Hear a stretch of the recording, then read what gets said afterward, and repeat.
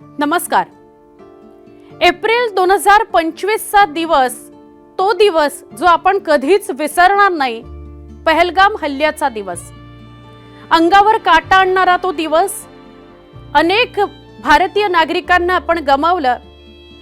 पर्यटनासाठी म्हणून गेलेले होते, पण दहशतवादी हल्ला झाला आणि तिथे आपण आपल्याच लोकांना गमावलं।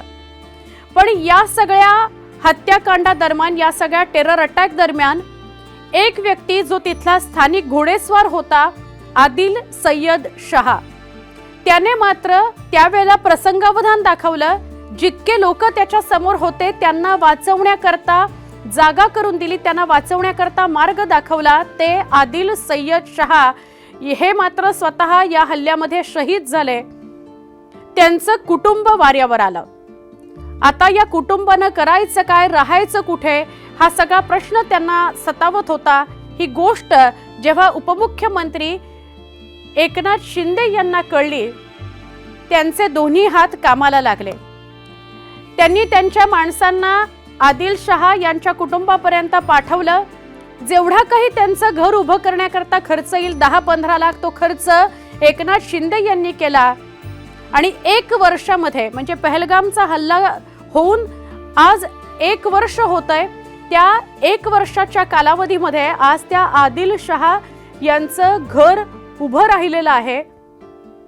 तुम्ही त्या घरात एंट्री केलीत, तुम्ही त्या घरात पाय ठेवलात की भला मोठा एकनाथ शिंदेंचा फोटो दिसतो, एकनाथ शिंदेंचं पूर्ण नाव, आत्ताचं पद दिसतं।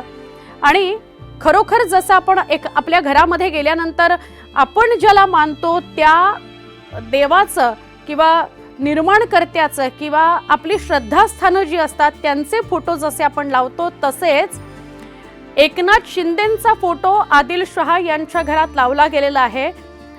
एकनाथ शिंदे यांच्याच पुढाकारानं आदिल शाह यांच्या कुटुंबाला घर मिळालंय, छप्पर मिळालंय, आणि म्हणून ती भावना व्यक्त करण्याकरता तो फोटो आपल्या घरात आदिल शाह यांच्या कुटुंबियांनी लावलेला आहे।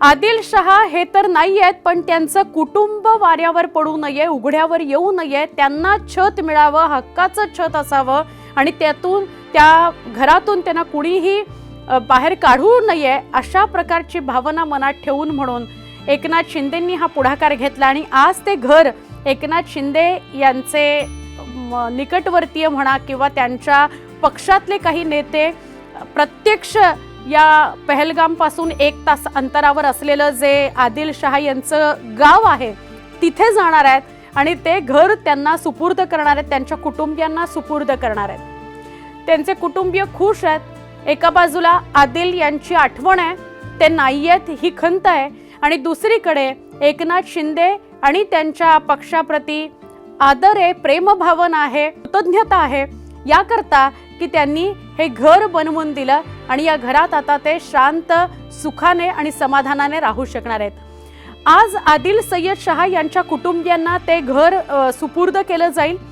ते घर अत्यंत उत्तम पद्धतीने बांधलं गेलेलं आहे। त्या घराचा व्हिडिओ सुद्धा समोर आलाय। आमचे प्रतिनिधी उदय स्वतः तिथे गेलेत आणि ते घर त्या माध्यमातून तुम्हाला, म्हणजे उदय यांच्या माध्यमातून तुमच्यापर्यंत पोहोचेल।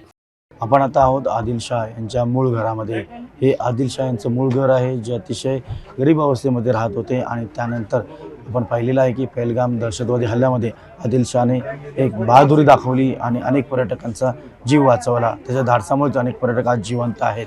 मात्र आदिल शाह आज आपल्यामध्ये नाही आहे। आदिल शाहच्या मूळ गावी आपण आलेलो, त्याचं मूळ घरी आहे, त्याचे आई वडील इथे आहेत आपल्यासोबत। आपण थेट त्याच्या वडिलांशी बोलण्याचा प्रयत्न करूया। 1 वर्ष झालेलं आहे, दुःखात आहेत, मात्र त्यांना काहीसा दिलासा प्रयत्न जो आहे तो महाराष्ट्र राज्याकडनं केला जातो आहे, आणि त्याचबरोबर उपमुख्यमंत्री एकनाथ शिंदे यांच्याकडनं करण्यात आलेला आहे। आपल्यासोबत त्यांचे आदिल शाह के पिताजी आप हो, आप बताइए, आदिल आज हमारे पास नहीं है, एक बहादुर बेटा था आपका, उसने कई लोगों की जान बचाई, आपकी क्या प्रतिक्रिया है?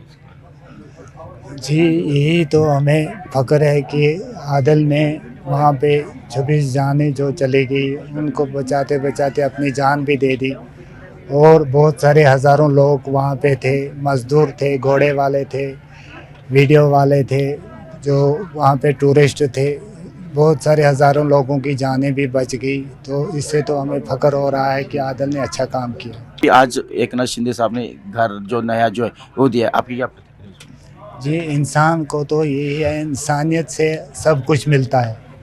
आदिल ने इंसानियत दिखाई, आदिल को घर भी मिल गया, आदिल को एकनाथ जी शिंदे ने 5 लाख नगद भी दिया, और आदिल की इंसानियत से इतनी इज्जत भी बढ़ गई। तो सबको चाहिए कि वहाँ अपनी इंसानियत को पूरा कायम करें, इंसानियत बनाएं अपनी, तो फिर अपना सीना भी ज़बरदस्त ताकत में रहता है।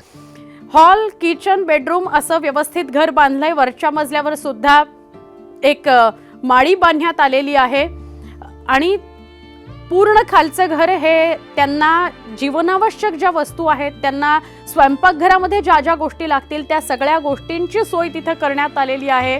उत्तम अशी व्यवस्था, म्हणजे बांधायचं म्हणून बांधून दिलं असं नाही, तर उत्तम अशी घराची पद्धत किंवा आखणी केली गेलेली आहे। तुम्ही घर बघाल तर याची प्रचिती येईलच।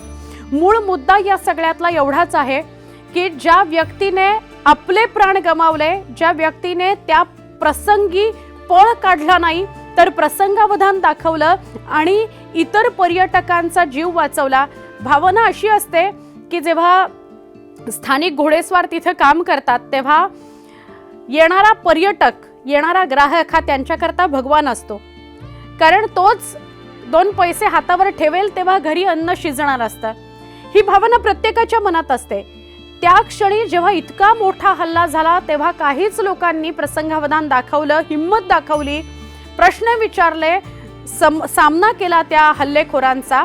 मात्र काही तिथून पळून सुद्धा गेले।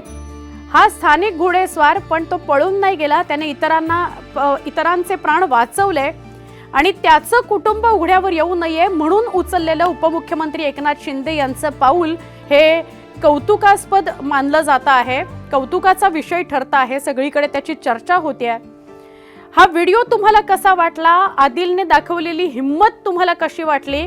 आज पहलगामच्या हल्ल्याला 1 वर्ष झालंय, त्याच्याविषयी तुमच्या मनामध्ये काय भावना आहेत हे सगळं आम्हाला कमेंटमध्ये नक्की सांगा।